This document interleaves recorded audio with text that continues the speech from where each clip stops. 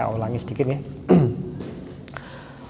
An Abi Hurairah radhiyallahu anhu anna Rasulullah sallallahu alaihi wasallam, dari Abu Hurairah bahwasanya Rasulullah sallallahu alaihi wasallam bersabda, la yamshi ahadukum fi na'lin wahidatin, janganlah salah satu di antara kamu berjalan di atas satu sandal, tetapi liyun ilhuma jami'an, hendaklah dipakai dua-duanya semuanya, auliyah lahuma jami'an, atau lepaskan keduanya semuanya. Jadi kalau kita memiliki sendal, misalnya putus satu, itu maka jangan pakai satunya. Kalau mau dipakai, pakai semuanya. Kalau mau dilepas, lepas semuanya. Jangan sampai kita, wah ini sandal garis siji wis, terus dipakai satu saja, itu jangan. Ini. Biasanya kalau sandal jepit itu yang kanan pedil, yang kiri masih, terus kita pakai yang kiri, itu malah jangan itu. Kalau seperti itu malah sebaiknya dilepas semuanya. Kalau mau dipakai, pakai semuanya. Kalau mau dilepas, lepas semuanya. Jangan sampai berjalan cuma di satu sandal, kanan kiri, kanan saja atau kiri saja. Kenapa?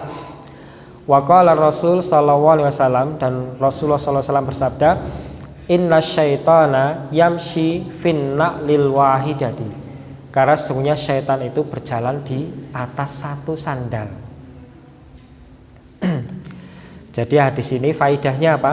Hadis ini disimpulkan hukumnya makruh. Makruh kita berjalan menggunakan satu sandal, kanan saja atau kiri saja misalnya, au khuffin wahidatin, atau menggunakan satu sepatu saja. Itu. Illa li'udrin, kecuali ada udur. Itu. Udur misalnya apa? Ya, udur misal kita, misal kaki yang satu sakit sampai nggak bisa pakai sandal nih. Itu misal boleh kita yang kanan tetap pakai sandal, itu boleh itu karena ada halangan. Tapi kalau tidak ada udur sama sekali, maka kita dimakruhkan untuk mengenakan sandal cuma kanan saja atau kiri saja. Sebabnya apa? Annaha misyatus syaiton, karena cara seperti itu adalah cara jalannya setan. Itu sebab pertama, sebab yang ditegaskan dalam hadis ini, yaitu berjalan dengan satu sandal itu adalah cara jalannya setan. Sebab yang lain, wali annaha mukhalifatun lil waqar, karena itu tidak sesuai dengan sikap yang terhormat. Coba ini kalau kita melihat orang berjalan cuma satu sandal, kesannya kan aneh ini, aneh. Itu tidak wakor. Itu wakor itu berarti apa? Berwibawa, terhormat. Nah kalau kita cuma pakai sebelah tok tanpa darurat, itu kan jadi kayak apa ya? Mungkin malah bisa jadi disangka gila mungkin ya. Kecuali ada udur, misal sakit, nah itu orang lihat maklum, oh itu sakit. Tapi kalau tidak ada udur, itu secara apa? Secara etika pun sudah aneh.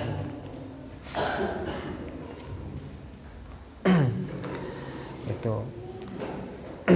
Jadi ini kalau alasan secara gaibnya itu karena itu adalah cara jalannya setan, yang kita diharuskan untuk tidak meniru, untuk menyelisihi apa yang disukai oleh setan. Kemudian alasan secara lahiriahnya itu yaitu tidak wibawa, kemudian menjadi tinggi separuh sehingga jalannya juga susah. Apalagi misal ibu-ibu ini yang suka pakai sandal yang tinggi itu, coba bayangkan kalau cuma kanan saja atau kiri saja, itu kan fayak suruh masyuhu, maka akan menjadi sulit jalannya. Waruba maka nasababan lil isar, bahkan bisa jadi menjadi sebab untuk jatuh. Jadi kita dianjurkan untuk apa? Walayam sifil ukhra wadaha, jangan kita berjalan di salah satu saja, hatta yuslihaha. Itu kalau memang rusak ya kita perbaiki dulu sampai bisa dipakai semua. Itu. Kalau memang sudah bisa, kalau yang satu tidak bisa diperbaiki ya kita lepaskan semuanya. Itu. Malah lebih aman apa jalan tanpa sandal itu daripada cuma pakai sandal separuh. Ini benteng yang ke-27 untuk melindungi diri dari setan. Kemudian yang ke-28.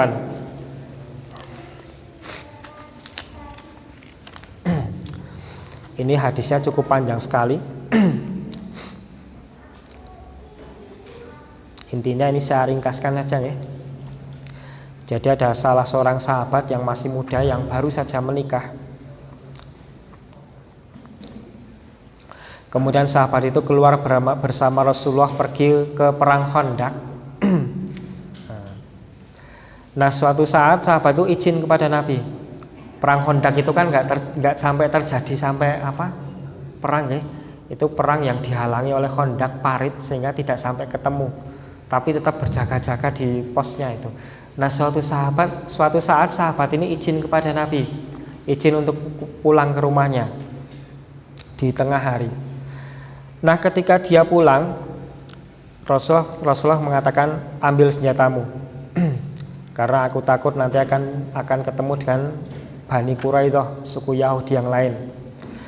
Nah laki-laki itu kemudian mengambil senjatanya, jadi tetap bersenjata. Kemudian dia pulang ke rumah. Nah sampai di rumah ternyata istrinya itu ada di depan pintu.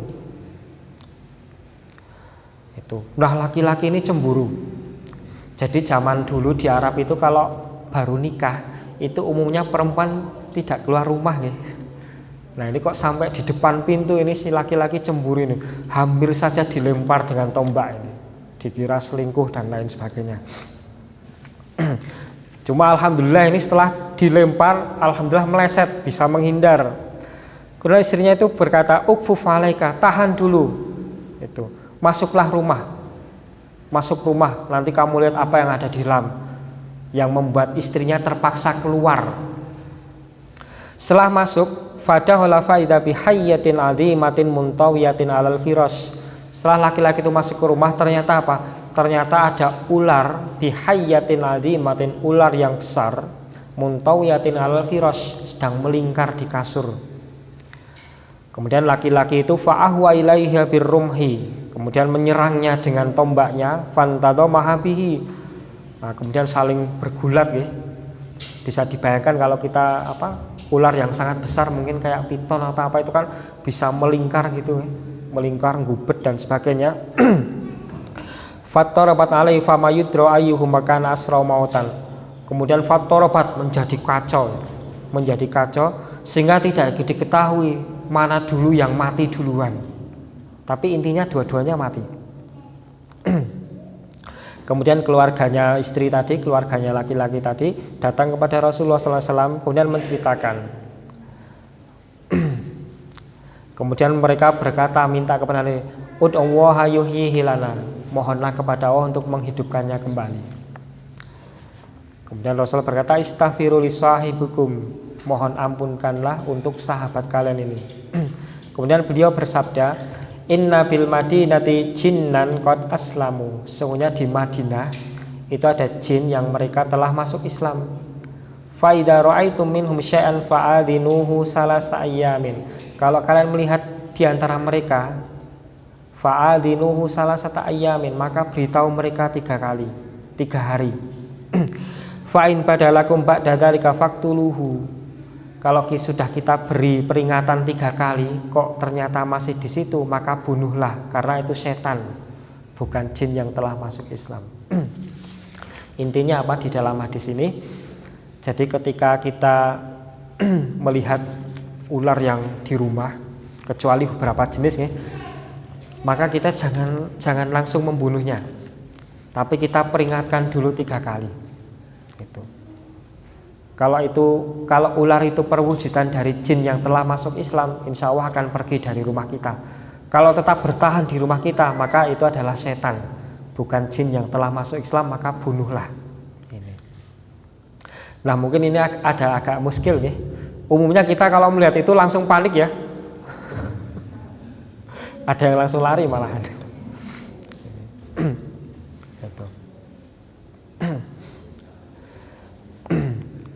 Jadi ini Rasulullah cuma memperingatkan bahwa bisa jadi itu perwujudan jin yang telah masuk Islam yang kebetulan tinggal di rumah kita. Maka kita peringatkan dulu jin itu selama 3 hari. Kalau itu memang jin muslim, insya Allah pergi dari rumah kita. Kalau ternyata setelah 3 hari kok masih, berarti itu benar-benar setan, benar-benar ular yang harus kita bunuh. Namun ini hadis ini ada yang menafsirkan ini khusus di kota Madinah saja. Gitu. Karena di hadis tadi kan Nabi mengatakan inna bil Madinati, sesungguhnya di Madinah ada sekelompok jin yang telah masuk Islam. Jadi ada yang dari kalimat ini ada yang menyimpulkan bahwa ini berlaku di Madinah saja. Kalau di luar kota Madinah itu tidak berlaku, tidak berlaku. Ada yang menafsirkan seperti itu. Ada yang menafsirkan umum, bukan cuma di Madinah tapi di seluruh tempat di dunia ini. Itu bisa jadi yang kita lihat itu adalah jin yang sedang berwujud menjadi ular. Nah, kita beri peringatan dulu selama 3 hari. Itu kalau keluar ya sudah. Kalau tidak keluar baru kita bunuh karena itu adalah setan.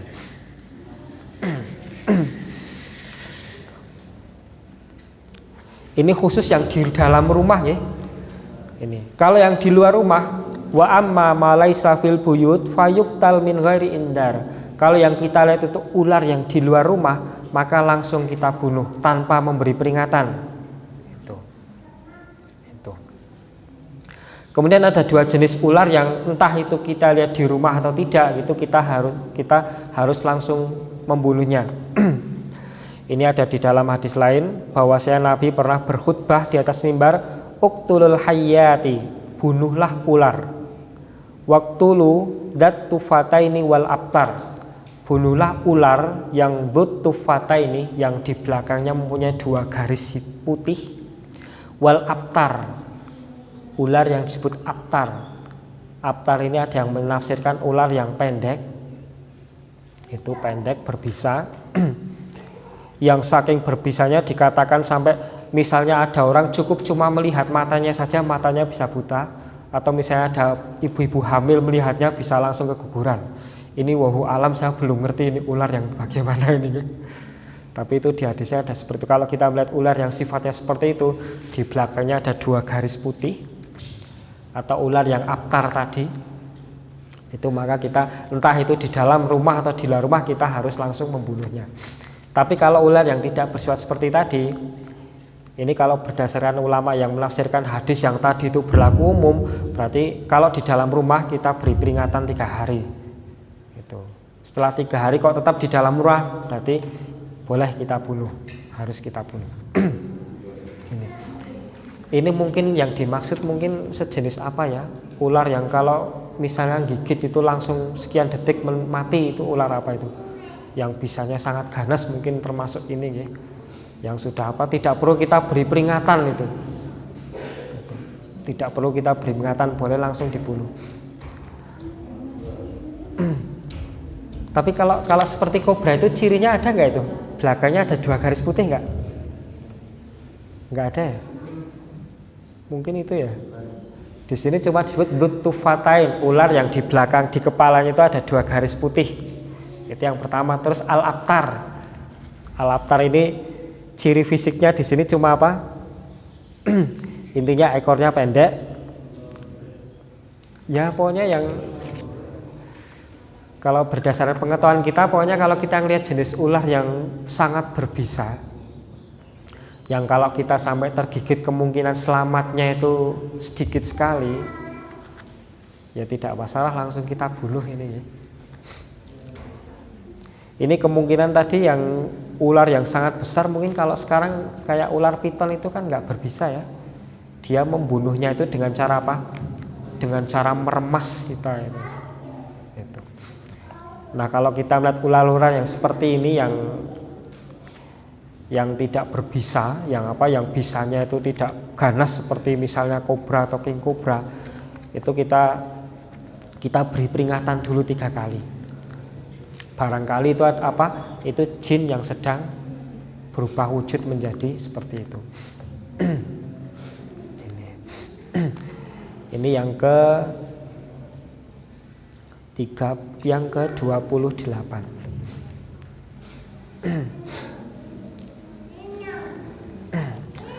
Kemudian yang ke-29.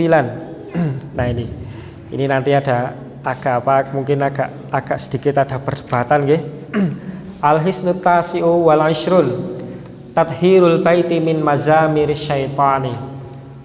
Jadi benteng yang ke-29 untuk melindungi diri dari setan adalah dengan membersihkan rumah kita dari mazamiris syaitan, dari alat musiknya setan.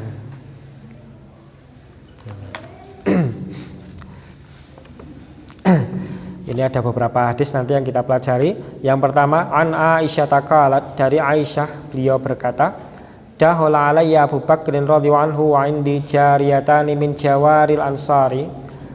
Abu Bakar radhiyallahu anhu datang ke rumah saya dan di sisi saya ada dua orang budak perempuan. Ada jariyatani, ada dua remaja, jariyah itu perempuan muda ya, mungkin dari Ansor. Mereka berdua sedang bernyanyi, menyanyikan lagu-lagu yang sering diceritakan oleh kaum Ansor ketika terjadi perang, namanya perang Bu'as. Qalat walaysata bi mughanniyataini, sementara dua orang itu bukan termasuk penyanyi. Lalu Abu Bakar berkata, amazamirus syaitani fi baiti Rasulillah sallallahu alaihi wasallam. Apakah nyanyian setan kok dinyanyikan di rumah Rasulullah sallallahu alaihi wasallam? Wa dzalika fi yaumi Idin, dan itu terjadi pada hari Id, pada hari raya.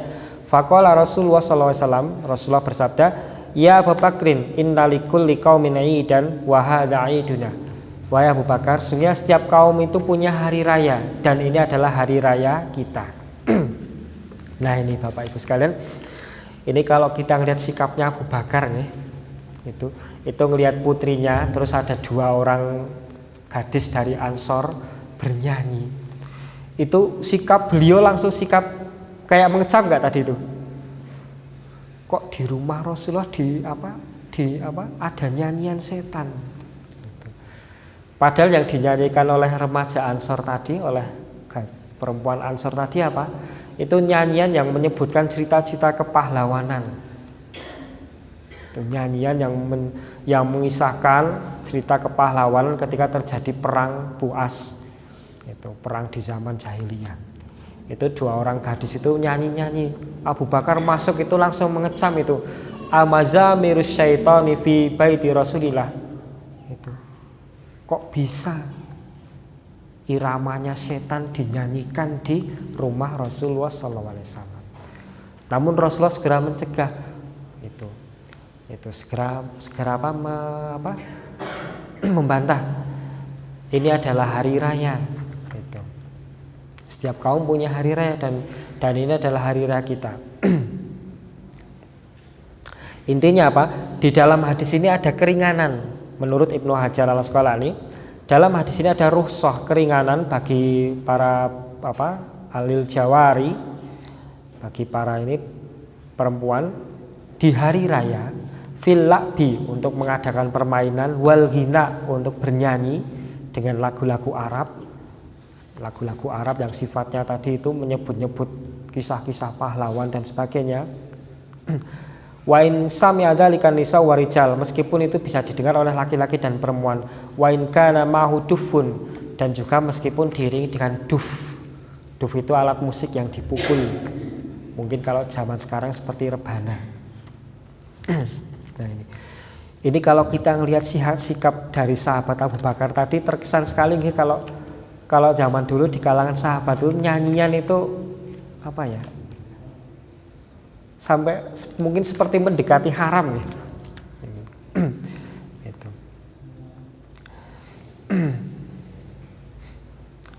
Jadi intinya ketika memang sedang hari raya itu kita dibolehkan untuk bernyanyi, menyanyikan nyanyian-nyanyian yang sifatnya ini dengan diiringi alat musik seperti duf. Nah ini ada ulama juga yang hanya alat musik yang dibolehkan hanya yang duf saja. Duf itu yang alat musik yang dipukul. Gitu. Bagaimana dengan alat musik lainnya? Nah ini ada yang menyimpulkan dari sekian hadis, ada yang menyimpulkan bahwa alat musik itu secara umum haram kecuali yang duf ini. Ada yang menyimpulkan alat musik itu haram dan halalnya sesuai dengan apa isi yang dinyanyikan. Gitu. Kalau memang cenderung melalaikan, apalagi cenderung membangkitkan syahwat, maka haram. Kalau tidak bisa jadi mubah. Gitu. Ini kalau dibahas sangat panjang sekali, ya. Tapi kalau kita hati-hati, kalau ada dua pendapat halal dan haram, yang lebih hati-hati yang mana? Gitu. Kita yang lebih hati-hati kita menghindari. Itu sesuai dengan kaidah dalam hadis yang selain itu, al halalu bayyin wal haramu bayyin wa bainahuma umurun mutasyabihat. Yang halal jelas, yang haram jelas, dan di antara dua perkara ada yang samar-samar. Nah samar-samar itu salah satu yang seperti ini yang sampai ulama berbeda pendapat. Kalau berbeda pendapat seperti ini, maka lebih baik kita bersikap hati-hati. Gitu. Bersikap hati-hati, lebih baik menghindari. Dari apa? Daripada nanti lama-lama terjerumus ke yang haram sekalian. Ini umumnya kalau yang masih muda, ya, yang masih muda itu pertama mungkin mendengarkan lagu-lagu yang yang isinya masih bagus. Nanti lama-lama katut ke mendengarkan lagu-lagu yang bahkan artinya pun tidak ngerti. Insya Allah yang pernah muda-muda mesti iya ini kan. Pertama mungkin lagu yang biasa, lama-lama lagu yang bahkan artinya pun kita tidak tahu. Contohnya apa ini? Ya contohnya misal kalau yang mungkin yang ibu-ibu mungkin yang suka drama-drama yang asing itu kan, lagu-lagu asing, lagu-lagu yang bahasanya pun nggak ngerti. Itu kan. Ya kalau kebetulan isinya bagus, kalau kebetulan isinya maksiat, ya udah. Nah ini kan Ini kan secara nggak terasa kita pertama menghampiri sesuatu yang syubhat, yang samar-samar. Nanti kita akan terseret untuk Untuk tertarik ke hal-hal yang bisa jadi haram. Bahkan membelanya sampai habis-habisan. Jadi misalnya kita mengikuti pendapat yang musik itu misalnya mubah, tetap lebih baik kita jauhi, kita minimalisir mendengarkannya. Gitu. Akan lebih aman, lebih selamat kita ganti kesukaan mendengar musik dengan mendengar yang jelas ada pahalanya. Apa itu? Al-Quran, murotal. Bahkan saya sering aneh sekali loh, misal kita berkendara, ya, entah motor entah mobil, itu sangat aneh sekali. Kan kita tahu namanya berkendara itu kan namanya resiko kecelakaan itu kan besar sekali, ya. Itu kita sudah disiplin, yang lain tidak bisa kan. Nah akan lebih aman lagi kalau ketika kita berkendara itu yang kita dengarkan apa? Ayat Al-Quran. Seandainya kecelakaan, insya Allah kita matinya sedang dalam kondisi apa? Mendengarkan ayat suci. Bandingkan kita naik motor atau naik sepeda motor atau mobil pakai handphone, telinga kita ditutup pakai headset, isinya apa? Isinya lagu-lagu yang sifatnya itulah. Apalagi yang dangdut model sekarang itu, masya Allah. Bayangkan sedang mendengarkan seperti itu, kebetulan lagunya lagu yang gak karu-karuan, bres, meninggal. Kita meninggal dalam keadaan sedang apa itu? Sedang lahwun kan? Sedang dalam keadaan lalai. Itu lalai. Itu nah dalam kondisi seperti itu kan sebenarnya kita lebih aman mendengarkan hal-hal yang yang seandainya kita tiba-tiba mati maka kita mati dalam keadaan sedang apa? Sedang mendengarkan ayat-ayat Allah, atau minimal sedang mendengarkan kajian. Itu. Daripada apa? Daripada kita mendengarkan apa? Mendengarkan hal-hal yang hukumnya diperdebatkan antara yang mengharamkan dan membolehkan, misalnya musik. Loh, tapi nanti kalau pas nyetir dengar ke Quran ngantuk. Nggak, insya Allah kalau kita benar-benar ngrungokke, insya Allah nggak ngantuk gitu. Apalagi kita mendengarkannya sambil apa? Sambil ngapalke misalnya, insya Allah nggak ngantuk. Gitu. Ngantuknya itu karena apa? Karena kita mendengarkan tidak ngerti, mendengarkannya sambil lalu. Gitu. Tapi kalau kita mendengarkannya sambil nyimak, sambil, apalagi kalau kita mendengarkan yang sudah hafal, terus kita mendengarnya sambil mengulang hafalan, insya Allah tidak ngantuk. Kemudian selanjutnya, jadi kita yang ke-29 tadi kita diperintahkan untuk membersihkan rumah kita dari mazamirus syaitan, dari nyanyian alat-alat musik yang merupakan mazamirnya syaitan, alat musiknya syaitan. Kemudian selanjutnya, wa an Abi Hurairah radhiyallahu anhu, dari Abu Hurairah radhiyallahu anhu, an Rasulillah sallallahu alaihi wasallam, dari Rasulullah sallallahu alaihi wasallam, beliau bersabda, la tashabul malaikatu rufqatan fiha jarasun wala kalbun.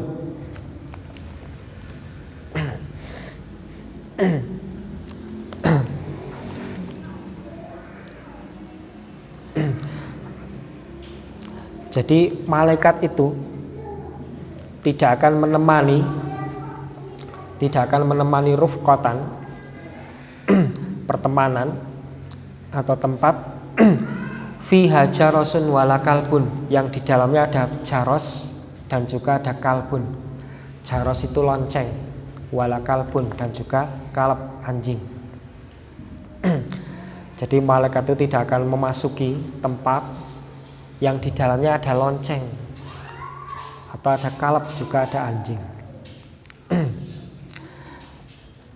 Nah, larangan ini menurut Al-Imam An-Nawawi dan lain-lain, al-jumhuru ala anna nahya lil karahah, menurut pendapat jumhur, mayoritas ulama, larangan dalam hadis ini bermakna makruh, tidak sampai haram ya.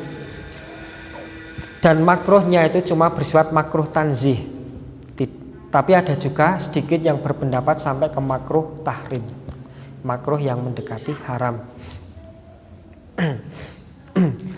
Kemudian jaros atau lonceng di sini, yang dilarang di sini adalah huwa ma'ashbahana kusal kanisati fis sauti wasyakli, yaitu alat lonceng yang menyerupai nakusal kanisah, lonceng gereja, atau baik mirip bentuknya maupun mirip suaranya. Mungkin kalau kita di Wonosobo sering lihat ya, yang di gereja itu kan ada ya. Nah, itu yang dilarang kita menyimpan lonceng yang seperti itu, baik bentuknya, baik mirip bentuknya atau mirip bunyinya. Bagaimana dengan lonceng yang di HP misalnya, bunyi deri yang di HP? Kalau bunyinya mirip itu, ya termasuk ini. Kayak lonceng yang di gereja, yang di Jalan Pemuda itu, jalan apa namanya? Kauman ya, depan Kauman itu kan. Itu dulu malah sempat rajin sekali itu, tiap 5 waktu ikut bunyi. Tahun-tahun berapa tahun yang lalu itu pernah itu rajin sekali ngikuti itu, niru. Sini adzan, sana bunyi, dang. Nggak tahu tujuannya biar apa. Nah, itu kalau kita kebetulan HP kita kok bunyinya mirip seperti itu, ya sebaiknya dihindari. Sebaiknya diganti yang tidak mirip. Atau kalau di rumah kita kebetulan punya lonceng yang seperti itu, kok bentuknya sama, ya sebaiknya kita ganti dengan yang tidak sama. Misal kita ngikut kucing, terus kita kalungi itu ada loncengnya, diusahakan loncengnya jangan yang persis dengan lonceng yang ada yang umumnya dipasang di gereja-gereja. Nanti ada yang bertanya lagi, yang pernah main ke Pondok Modern Gontor itu, loh di sana juga ada lonceng gede sekali itu. Itu malah di sana itu cerita sedikit ya, itu setiap kegiatan santri itu komandonya pakai itu. Itu wawalam saya nggak paham dulu istihadnya kiainya di sana gimana.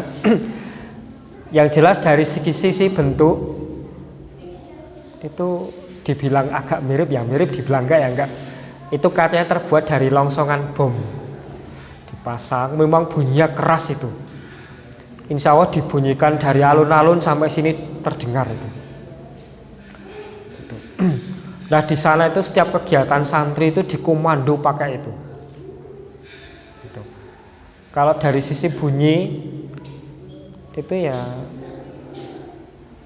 hampir mirip sih, hampir, cuma lebih keras itu, keras sekali memang.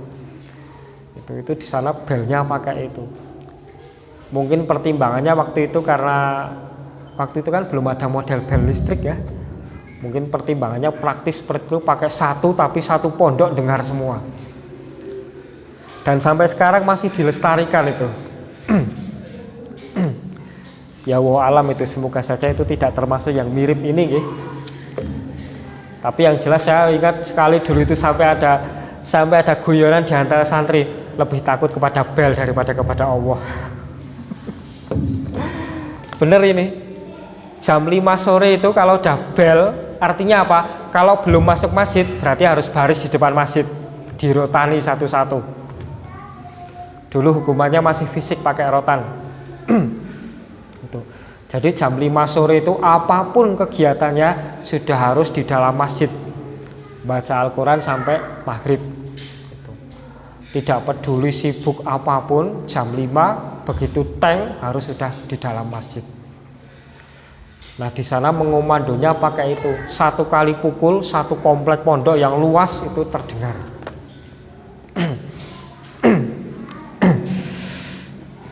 Nah ini untuk di rumah kita, kalau di rumah kita kan mungkin tidak ada keperluan yang seperti itu, ya sebaiknya dihindari. Kita memiliki alat-alat yang mirip dengan nakusal kanisah, mirip dengan lonceng gereja, baik bentuknya ataupun bunyinya. Kemudian kita juga membersihkan rumah kita dari, nah ini yang suka memelihara binatang, kita bersihkan dari misalnya anjing. Kalau di hadis lain ada keterangan, jadi kita dilarang memelihara anjing kalau cuma sekedar anjing piaraan. Jadi yang dibolehkan itu memelihara anjing yang jelas seperti untuk berburu. Untuk berburu. Itu kan ada keperluan yang memang anjing itu binatang yang paling valid untuk itu kan. Atau kalau untuk kepolisian itu untuk apa? Untuk mendeteksi obat-obat terlarang, melacak jejak dan sebagainya. Nah ini kalau meliharnya dengan tujuan seperti itu, ini insya Allah dikecualikan dari yang larangan tadi. Tapi kalau miaranya seperti kita miara kucing, sekedar ingon-ingon, nah ini malah bisa jadi rumah kita tidak mau dimasuki oleh malaikat. Kalau malaikat enggan, maka yang tidak enggan siapa? Musuh kita, setan.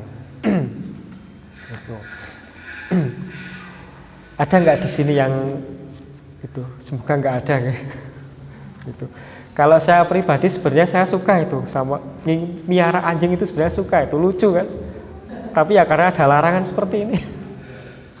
Bener loh, kalau orang yang suka binatang itu lucu ngeliatnya. Tapi yang pertama itu ada larangan seperti ini, yang kedua air liurnya jelas najis. Itu.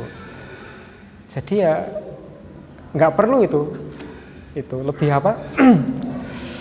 Lebih baik kita mengikuti ajaran agama kita daripada sekedar menuruti rasa suka kita. Itu.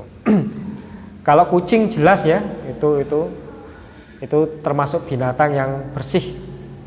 Itu. Karena itu termasuk tawafun, binatang yang memang hidup di sekeliling kita. Itu. Kalau miara kucing memang nggak masalah itu.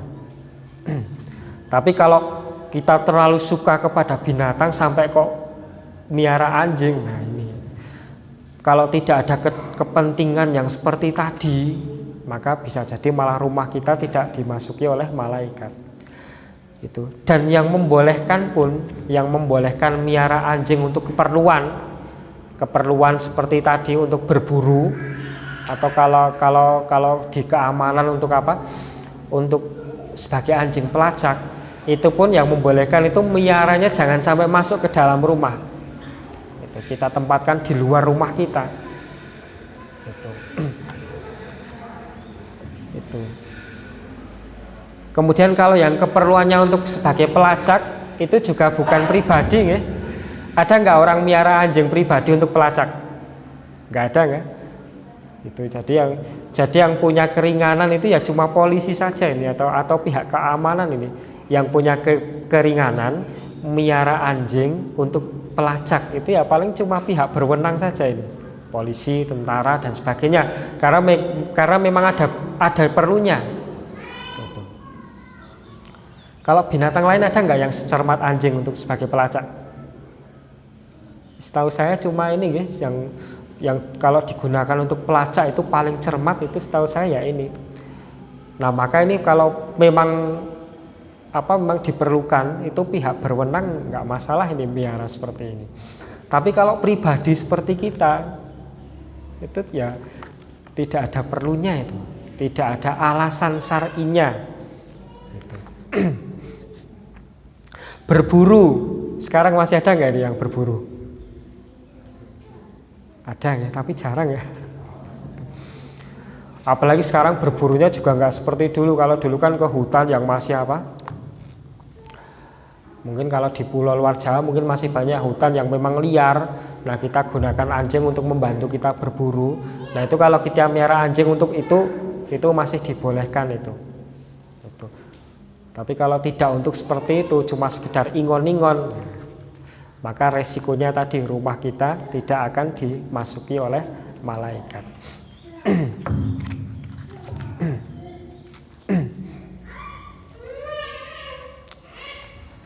Baik, ini kemudian yang ke-30, ini lebih tegas lagi. Tathhirul baiti minal gilabi wat tasawir. Jadi kita membersihkan rumah kita dari anjing dan gambar, dari taswir. Ini yang ada yang menafsir gambar itu maksudnya gambar yang timbul atau patung atau relief. Nah, ini kalau misalnya seperti foto dan sebagainya, ini kalau sebaiknya kita hindari juga, kita persedikit juga itu daripada kita masuk ke hal yang diperselisihkan oleh para ulama. Apalagi kok gambar yang timbul, gambar makhluk hidup yang timbul. Ini hadisnya cukup panjang dari Aisyah radhiyallahu anha. Qalat, beliau berkata, wa'ada Rasulullah sallallahu alaihi wasallam Jibril alaihi salam fi sa'atin ya'tina fiha. Jadi suatu saat Rasulullah dan Jibril itu bertemu di suatu saat yang biasa didatangi. Maka malaikat datang di jam itu. Tetapi jam itu ada tapi malaikat tidak datang. Jadi biasanya malaikat mendatangi Rasul di jam-jam tertentu, nggih. Tapi pada suatu saat di jam yang biasanya malaikat datang tapi tidak datang.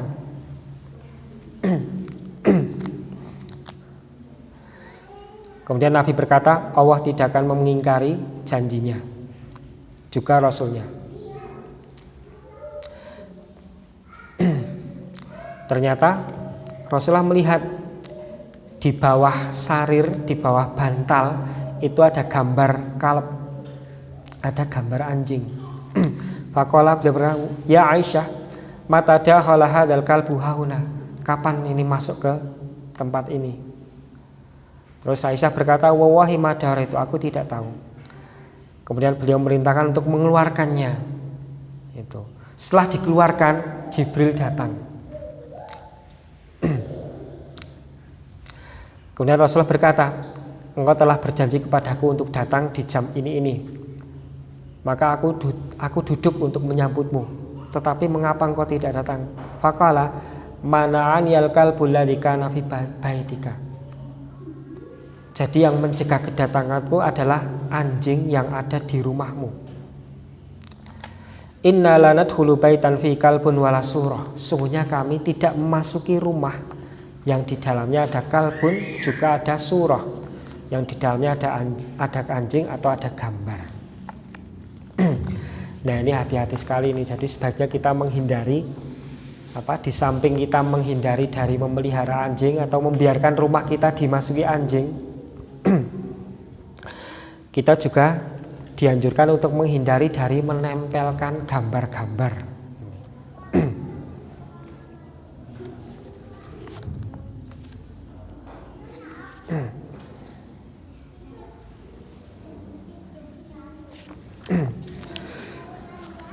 Kemudian gambar itu, ini menurut beberapa ulama itu kan ada 3 macam, yaitu ada gambar yang seluruhnya sepakat itu haram,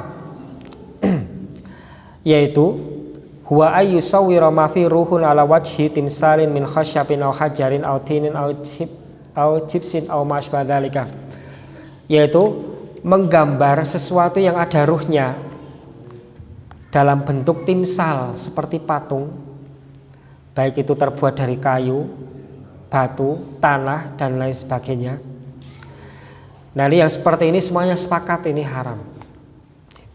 Jadi jangan sampai kita memasukkannya ke dalam rumah kita.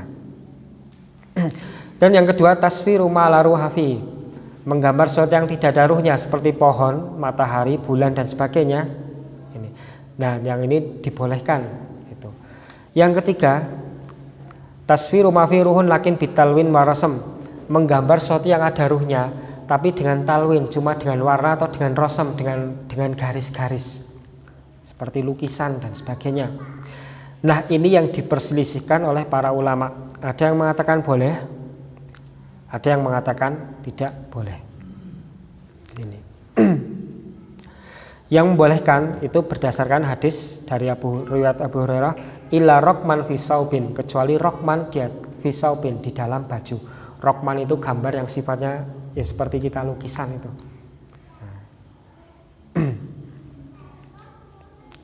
Itu. Karena apa? Karena yang rokem itu tidak menyerupai yang diciptakan Allah. Gitu. Tapi ada juga yang ini memasukkan ke yang haram. Nah kalau seperti ini kita sebaiknya kita mengambil langkah yang paling aman menghindari.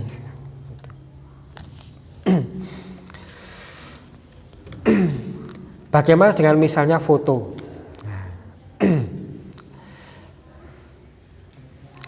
Jadi kalau kita memperhatikan yang ada itu menurut beberapa ulama foto itu tidak termasuk yang seperti tadi. Kalau tadi kan gambar yang memang kita gambar ya, kita ada bentuknya, terus kita nyalin pakai tangan kita digambar atau tangan orang lain. Sementara kalau foto itu kan tidak seperti itu. Kalau foto itu kan cara kerjanya dari pantulan cahaya, pantulan itu ditangkap dengan ditangkap. Nah hasil tangkapannya itu terus kita perjelas menjadi gambar. Itu kan prosesnya beda dengan yang kalau kita misalnya melukis atau mengukir. Nah kalau yang foto ini banyak ulama yang mengatakan tidak termasuk surah yang menjadi penyebab malaikat tidak masuk ke dalam rumah kita.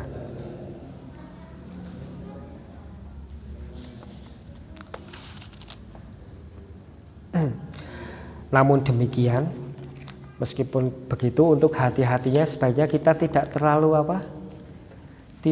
gemampang ya. Gemampang itu, wah ini foto boleh, terus cekrek-cekrek pasang. Itu sebaiknya tidak. Sebaiknya kita menggunakan itu untuk hal-hal yang sifatnya sifatnya dokumenter. Misal untuk agar anak cucu kita mengenal keluarganya itu. Yang sifatnya historis sejarah saja. Tapi kalau sekedar untuk dipajang itu sebaiknya kita hindari, kita sedikitkan. Karena yang namanya majang foto itu pasti ada unsur sedikit banyak ada unsur pamer. Ada unsur itu loh, lihat saya gagah sekali di itu, atau kalau yang putri cantik sekali. Iya kan? Kalau kita majang foto apalagi di ruang tamu, itu insya Allah sedikit banyak ada unsur seperti itu. Betul nggak? Sedikit banyak ada unsur seperti itu. Nah, meskipun tidak termasuk yang seperti tadi, sebaiknya kita persing saja. Jadi kalau kita misalnya foto keluarga dan sebagainya, tujuannya bukan untuk dipajang di tempat seperti itu ya, tapi tujuannya untuk apa? Ya untuk sejarah lah. Biar nanti cucu kita tahu, oh kakek kamu ini, itu ibu kamu ini. Itu. Tapi bukan cuma sekedar untuk dipajang di ruang tamu, biar kalau ada tamu datang lihat, oh ini suaminya gagah, istrinya cantik. Anaknya sukses semua misalnya, wisuda semuanya. Itu kalau yang seperti itu kan meskipun sedikit ada unsur apa di hati kita? Ada unsur pamer. Ada unsur, oh saya ini. Ada unsur apa? Membanggakan diri. Dan bisa menumbuhkan kesombongan juga. Padahal apa? Padahal sombong itu meskipun cuma sebutir darah itu bisa membuat kita tidak masuk surga. Layat hulul jannata man kana fi qalbi misqalu dzarratin min kibrin. Tidak akan masuk surga orang yang dalam hati ada sebutir darah kesombongan. Nah, kita hindari hal-hal yang bisa melahirkan kesombongan. Itu meskipun itu nggak terasa, seperti apa? Majang foto di ruang tamu. Atau yang sekarang lagi banyak itu majang foto di status.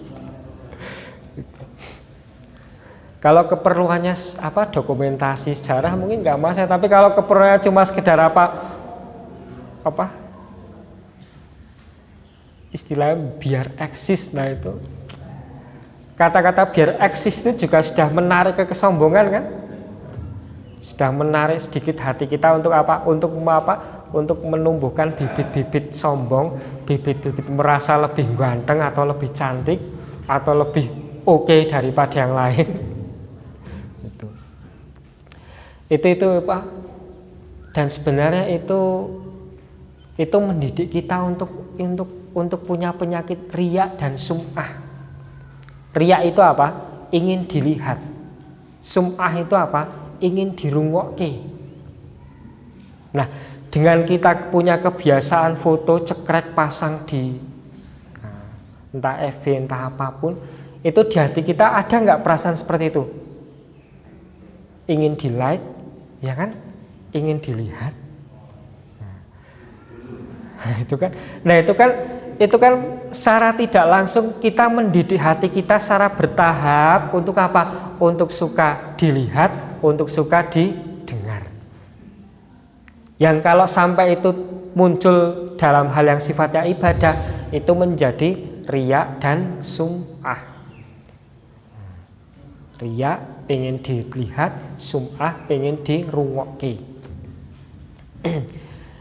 Nah, maka sebaiknya kita minimalisir.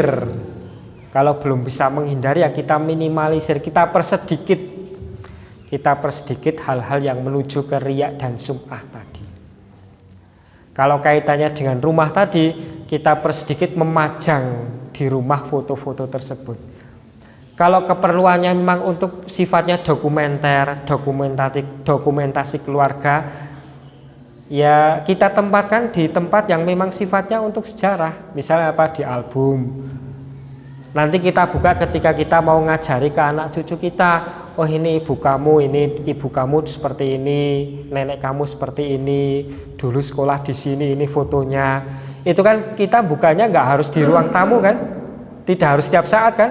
Cukup ketika apa? Ketika kita akan mengenalkan kepada anak cucu kita, keluarga kita, atau yang silaturahmi ke rumah kita. Itu, oh ini, oh dulu kamu anaknya siapa? Oh ini saya ini. Oh kamu ada hubungan apa dengan ini? Oh ini ada fotonya dulu. Ini mbah saya ternyata adiknya mbah kamu misalnya. Kalau ada fotonya kan jadi lebih jelas. Nah itu kalau tujuan seperti itu ya insya Allah itu masih dibolehkan itu. Nah kalau tujuannya benar seperti itu nggak perlu kita pajang di ruang tamu kan. Cukup kita taruh di album, di buku sejarah yang insya Allah kalau kita memperlihatkan itu, tujuannya juga bukan pamer, tujuannya apa? Untuk mengajarkan sejarah keluarga. Gitu. Tapi kalau kita pajang di ruang tamu kan kemungkinan besar itu pasti ada sedikit di sini. Wah itu lihat saya keturunan ningrat loh dulu. Itu. Wah ini saya keturunan dulu, nenek moyang saya itu ulama itu. Ini contohnya nih, wow, buyut saya pakai sorban gede. Sebaiknya kita apa? Tidak seperti itu. Kita simpan saja itu. Itu kita keluarkan ketika memang betul-betul dibutuhkan. Nanti ada lagi yang misal kalau fotonya Ahmad Dahlan gimana? Nah ini. Itu. Kalau majangnya itu untuk sejarah ya nggak masalah itu. Atau kalau misalnya kayak di kantor-kantor itu kan mungkin untuk apa? Nah, foto presiden itu kan nggak mungkin untuk pamer ya. Nggak mungkin. Itu kan keperluan apa itu? Ya agar generasi kita tahu sekarang kita sedang dipimpin oleh ini. Itu insya Allah itu nggak masalah itu.